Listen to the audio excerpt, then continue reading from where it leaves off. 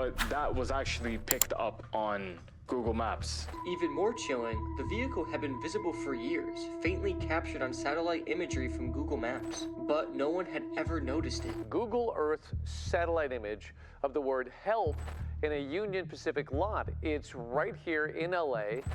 Spanish police have made a breakthrough in a murder case thanks to an unusual informant, Google Maps.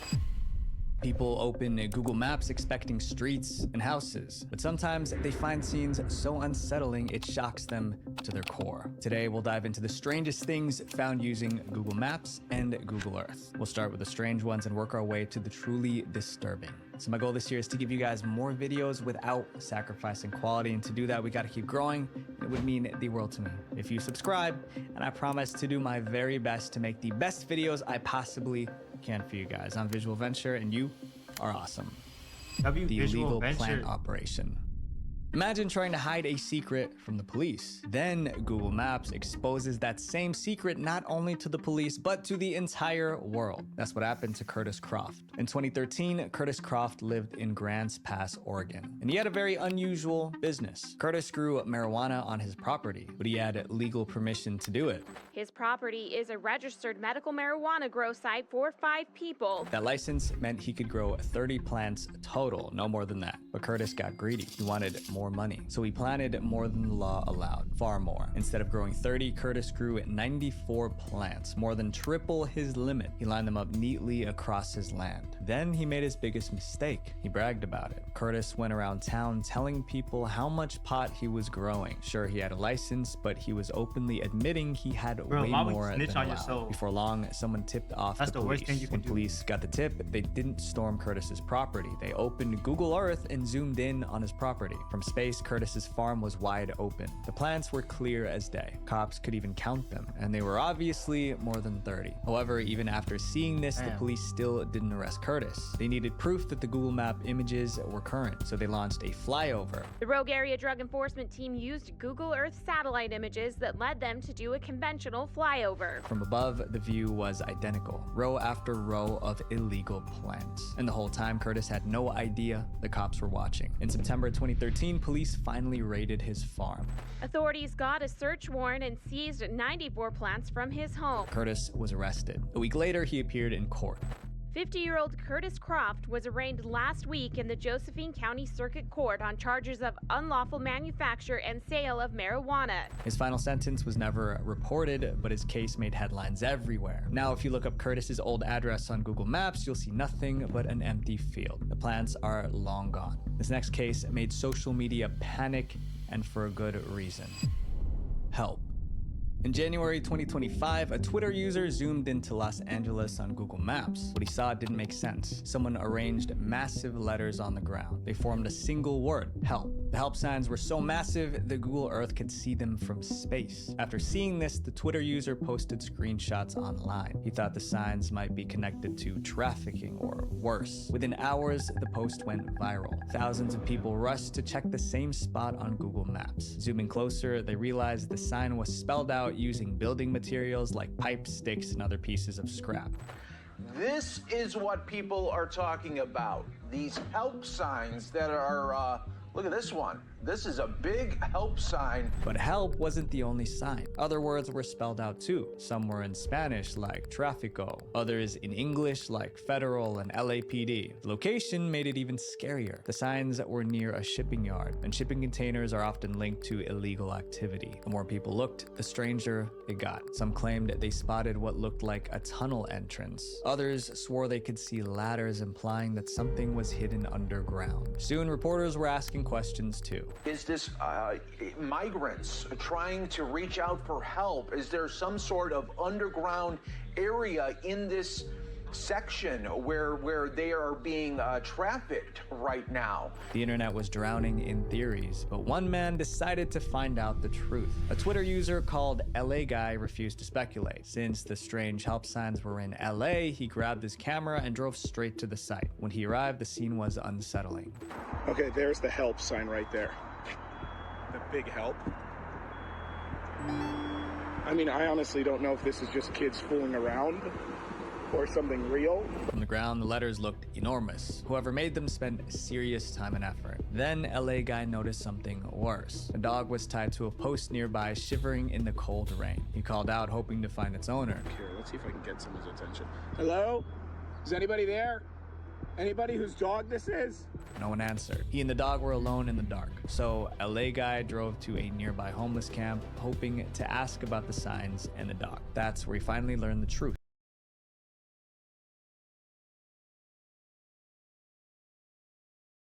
A woman living at the camp told him exactly who had made the signs. A guy named Jose? Yes. He's writing those messages over there? It wasn't a group of trapped people. It wasn't an underground crime ring. It was just one man named Jose. Then LA guy asked why. Why is he doing that? Do you know? She said Jose wrote those signs because he needed help. LA guy shared his findings on social media, hoping the police would get involved. And they did. The LAPD Central Division responded directly to LA guy's post. They confirmed that a homeless man named Jose made the signs. They also said they made several different contacts with Jose over the years, but he refused housing or a mental health evaluation. The cops also said there was no evidence of trafficking. Although there was no conspiracy, LA guy still wanted to find and help Jose. A few days later, he returned to the lot, but this time everything was gone. I just spoke to the police officers, and this whole place has now been cleared out completely. The massive signs that sparked panic were gone. It looks like all the signs have been removed as well. It's just totally cleared out. Now, if you search the location on Google Maps, all you'll see is an empty patch of land. And sadly, we don't know if Jose ever got the help he needed. Up next is a story about ghosts, a mysterious island, and a little girl. The Haunted Island. On the edge of Mexico City, there's a very unusual island. From above, it looks peaceful. We'll look closer and you'll see hundreds of strange objects hanging from trees. 6 years ago, a YouTuber named Micah discovered the place on Google Maps. When he zoomed in, he realized what those objects were. There's an island that has doll parts hung up all over this little area. The entire island was covered in dolls. Honestly, it looked nightmarish. You know, it's just parts of dolls, and they're all kind of like messed up in different ways, or like muddy or something. Pretty weird. All this was the work of one man. I hate dogs, and I would never like dogs. Named Julian. Just insane person in the middle of Mexico City just lived on this little island by themselves and just started hanging these up everywhere. So why did Julian cover an entire island with broken dolls? It all began with a tragedy that happened about 70 years ago. In the 1950s, Julian was on the island when he made a terrifying discovery. He found the body of a girl at the entrance of this chinampa. He tries to rescue her. Unfortunately, he's unable to. Julian was devastated by what happened to the child. Days later, he spotted a doll floating near the same spot where the girl passed away. He believed it belonged to her, so he tied it to a tree as a tribute to her, to honor her memory. But after that, he said strange things started happening. Julian began hearing creepy noises, especially at night. He said he was frightened at night. He said he also saw shadows. He heard strange noises. He could no longer be at ease in his own home. Julian was convinced that the girl's spirit haunted the island. And for some reason, he believed the best way to appease the ghost was to hang more dolls around the island. So that's what he did. Over the next 50 years, Julian collected every broken doll he could find. He dug through garbage dumps in Mexico City. He traded crops for broken toys. He even picked up old dolls floating down the canal. But Julian didn't want the pretty dolls. He wanted the ugly ones, and he had a reason. He believed that they frightened the girl's spirit. The uglier the dolls, the more they scare away the spirits. Soon the island was covered in dolls with broken limbs, missing eyes, and cracked faces. Julian also lived in complete isolation. No wife, no children, just him and thousands of dolls. But this haunting story would end exactly where it began. In 2001, Julian's nephew visited the island to help him with chores. The two spent the day fishing in the same canal where Julian found the little girl decades earlier. But something strange happened that day. As they fished, Julian told his nephew that mermaids were calling him from the water. His nephew told him to be careful. But later that afternoon, his nephew found Julian floating face down in the exact same spot where the girl passed. After Julian passed, the island of dolls became a tourist attraction. But visitors visitors began reporting strange things. They talked about the dolls moving their heads, arms, and opening their eyes. Visitors also claimed to have heard the dolls whispering to each other. Today, the island holds more than 4,000 dolls. It even set a weird world record, the world's largest collection of haunted dolls. This next case is about a city where 50,000 people vanished overnight. The nuclear city. If you search Pripyat on Google Maps today, you'll find a ghost city frozen in time. The streets are deserted, the houses are empty, the schools are abandoned. Unbelievable. Chernobyl? What's this, a classroom? Looks like a classroom, huh? And in the middle of it all, a bright yellow Ferris wheel stands in an empty field. Here we go. There's the famous Ferris wheel. It's pretty crazy. But this place wasn't always like this. Back in the 1970s, Pripyat was a dream city. And then a tragedy occurred. In February 1970, the Soviet Union wanted to build a gigantic nuclear power plant. They picked an area in Ukraine for the project, but the nuclear workers needed somewhere to live. So they built a new city from scratch. They called it Pripyat. The city had modern apartments, great schools, and shopping malls. Each building is hugely spaced out with these enormous green areas in between to give people space. The average age of the people in the city were just 26. A brand new amusement park was set to open soon. The main attraction was a bright yellow Ferris wheel, but no one ever got to ride it. This isn't just a wallet, it's a rare find. There's something different about owning something almost nobody else has. That's why when Remember, Pripyat was built because nuclear workers needed somewhere to live. Well, on April 26, 1986, something went terribly wrong at the nuclear plant near Pripyat. Around 1 a.m., workers at the nuclear plant began a routine safety test. They wanted to see if backup systems would work during a power failure, but something went wrong. It was kind of a routine test, but it was conducted in such a way that routine test turned into a terrible accident. Energy levels dropped too low. I didn't The even know team that. tried It to was a fix it, but routine every test. move That's made very things tragic. worse. Then the reactor exploded. The blast was devastating. Some workers lost their lives, but the radiation that shot into the air was far more dangerous. And Pripyat, just a few miles away, had no idea what just happened. Workers from the nuclear plant understood how bad the accident was. The radiation in the air was lethal, but Soviet authorities didn't want the world to know about their mistakes, so they stayed silent. For the next 36 hours, life went on like normal in Pripyat. Weddings went forward, children played in the streets, and babies were pushed around, all while invisible poison spread through the air. Then people started getting sick. Some experienced severe headaches. Others were coughing and vomiting. A resident recalled the horror. Later, doctors checked my son and said that his radiation dose was 2 times above the adult norms. The truth couldn't stay hidden forever. By 11 a.m. on April 27th, the evacuation began. A fleet of 1,200 buses under the command of Soviet authorities evacuated the city in under 48 hours.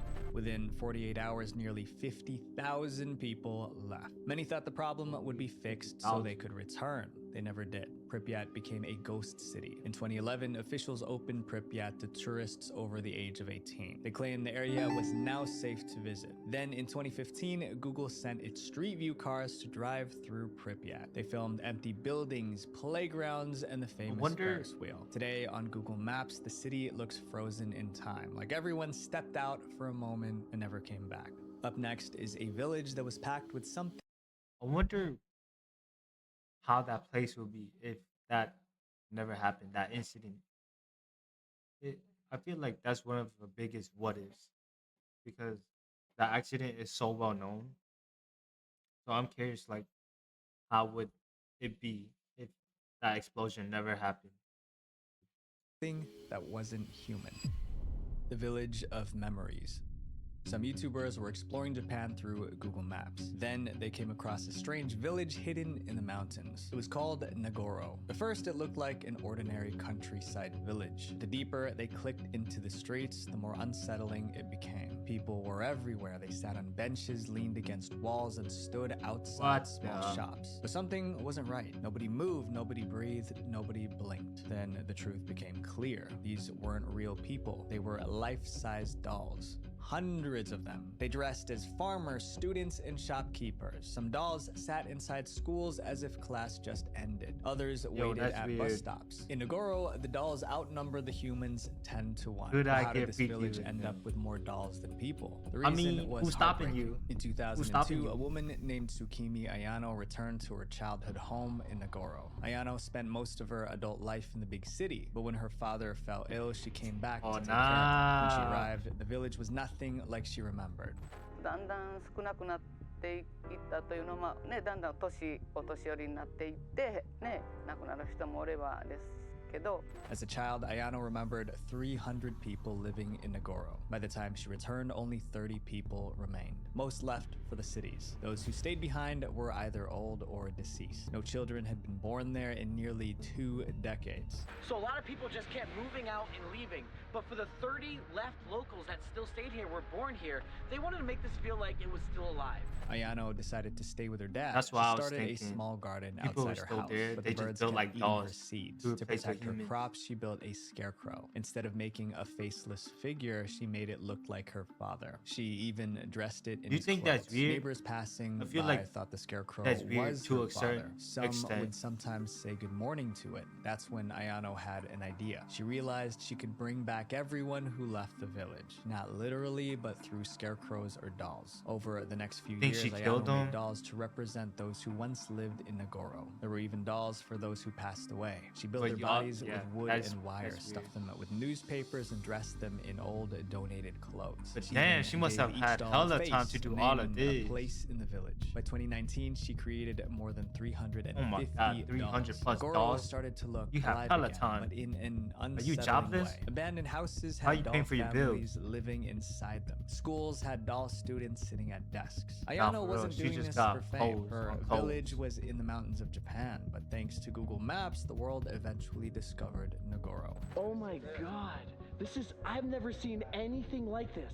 By the early 2010s, Nagoro was visible on Google Maps Street View. It caught the world's attention. In 2014, a German filmmaker visited the village and made a documentary Damn, would you called wanna go Valley there? of Dolls. Soon after, tourists began arriving. Vloggers wrote about it. YouTubers visited. The abandoned village was suddenly famous. Nah. Ayano became famous too. She started teaching doll making workshops and even organized a festival so visitors could see the scarecrows up close. On the first week of October, on a Sunday, they have a Scarecrow Festival, and it's all here, and a lot of people attended. L.I. But it wasn't all fun. Nagoro was soon listed among the scariest places on Earth. All the children scarecrows, though. Look at them all. No one would make it worse. Anymore. And while tourists kept coming, the real problem If only those grew dolls worse. were haunted, Human or like those population in scarecrows were Nagoro haunted. kept shrinking. A tourist visiting in 2023 described what they saw. 25 people in a 25. There's more scarecrows than people, obviously. There's only 25 people here left. Before, there was 30. A sad end to a once vibrant town. Sometimes Google Maps Yeah, doesn't nah. just capture That shit would freak me mysteries, out it if they were solves haunted. crimes. The man with the body bag. In October 2024, Google Street View captured 2 shocking images in a tiny Spanish village. That's crazy. The first showed a man pushing a wheelbarrow. Inside was a large white bundle, tightly wrapped and obviously heavy. There were no other people in sight. Just one man and the bundle he was moving. But the next image was even more suspicious. The same man was loading Bro the got white caught bundle on into Google the Maps. trunk of a red car. He was That's bent crazy. over, unaware that a passing Google camera was filming him. But why were these images such a big deal? Because this man was a suspect in a missing person case, and the police believed the missing person was inside that white bundle. Google To Maps understand driver why, ain't we even need to old. start from the Facts. beginning. The missing man's name was Just Jorge like Luis. NPC Before mode disappearing, driving. Jorge lived in Cuba. Reports say that he had a wife named Alicia who lived in Spain. However, in early 2023, Jorge moved to Spain to join his wife, but the reunion wasn't all smiles. When he arrived, he allegedly discovered that his Cuban wife was having an affair with her 48-year-old neighbor. His neighbor's That's name crazy. was Manuel. He was a bartender with a reputation for violence. Suddenly, Alicia was caught between 2 men, and she had to choose. The exact details are unclear, but according to police reports, Alicia and Manuel decided to 48. end Jorge's No life. It's family, not clear no what triggered kids. this decision, but most believe they wanted to continue their affair without him. Around October 2023, Alicia and Manuel took Jorge's life. Then Manuel stuffed the body into a sack, loaded it into a wheelbarrow, and rolled it down the quiet street. It was pure coincidence Maybe that he was Google packing that mapping BBC. the area that day. The Google Street View car just so happened to be driving through Talhueco for the first time in 15 years. Afterward, Jorge's body was buried in a nearby cemetery. But Manuel and Alicia needed to cover their tracks, so they sent WhatsApp messages from Jorge's phone to his cousin. The texts claim Jorge got a new girlfriend and was starting a new life with her. One message read, "I met someone. I'm staying here. Don't look for me." But Jorge's cousin Are we serious smelled right something now? fishy. First, Jorge stopped answering calls, and now these texts didn't sound like him at all. By November 2023, the cousin reported Jorge missing. As part of their investigation, police used cell phone triangulation. Damn, to this track was the 2 years messages. ago? They found This that was the pretty texts recent. came from the same area where Alicia resided. Police questioned Alicia, but she denied everything. With no body and no evidence, the case went cold. Nearly a year passed with no answers. Then in October 2024, police stumbled upon the Google Street View images. Images show him stuffing what appears to be a body-shaped package wrapped in white plastic into the boot of a vehicle. And that was enough to reopen the case. Police brought Manuel and Alicia in for questioning. Alicia eventually confessed. She admitted that she and Manuel ended Jorge's life together. Manuel, however, refused to confess. Weeks later, police located Jorge's You really remains. snitched on The body yourself. of the unnamed 33-year-old Cuban victim, only referred to by the initials JLPO, was found in a nearby cemetery last week. The investigation was finally over, but justice almost slipped away. If the Google Street View car hadn't passed Don't that make street sense at to that kill someone exact and then just moment, snitch on Jorge's yourself. disappearance would have remained a mystery Like, forever. at the end This of the next day, story you still also kill involves a somebody. missing person. The secret in the water. In October 2006, Davy Lee Niles left the bar after meeting a friend. He drove away into the night and was never seen again. His family searched everywhere. There Just were might be, posters. Bruh. It made news. Just His might face, the car. But there was no trace of Niles or his car. After 5 years of searching, the family began to lose hope. In 2011, they published an obituary and held a memorial service. The obituary read, "Niles Davy Lee, age 72, passed away and only God knows the time and place." It was understandable that they thought that he wasn't alive. Niles was 72 when he went missing. He also had a terminal illness and was struggling with depression. All hope was lost. Then Google Maps revealed where Niles had been all this time. In 2015, a funeral home worker in Michigan was decorating a massive Christmas tree. The tree was so tall he needed a lift to reach the top. From there, he looked down at a nearby pond and froze. When he got to the top to put up the star and noticed something below. The water was dark, but from that height, the shape in the pond was unmistakable. All of a sudden, it's like, whoa, there's a car out there. He called the police. The next day, divers arrived. They dragged the vehicle out, coated in mud and rust. No one could ever see it. Gosh. It was murky and things moved around. Or At first, officers thought it might be an abandoned vehicle, but when they opened the door, they found human remains. It didn't take long to figure out who it was. An ID inside the car confirmed it belonged to Davy Lee Niles. They really do believe that this is Niles because it was his vehicle and they did find his identification in the vehicle. After years of searching, the mystery was finally solved. Niles' family came to the scene to see for themselves where he'd been all this time. At last, they say, relief. They finally have some answers. Investigators couldn't determine exactly what happened that night, but they concluded it was likely an accident. At this point, they have no That's reason what I to was say going to to say. believe I was going to that say, foul play was involved how do you at get all. inside After the discovery, the people pond? went back to Google Maps, and there it was. The car he disappeared in captured quietly on Google's satellite imaging. Now everyone who looks up at that image realizes what they're seeing. A man trapped at the bottom of a lake. And that That's counts as one of the crazy. strangest and most tragic things ever caught on Google Maps. Google Maps is supposed to make the world easier to navigate.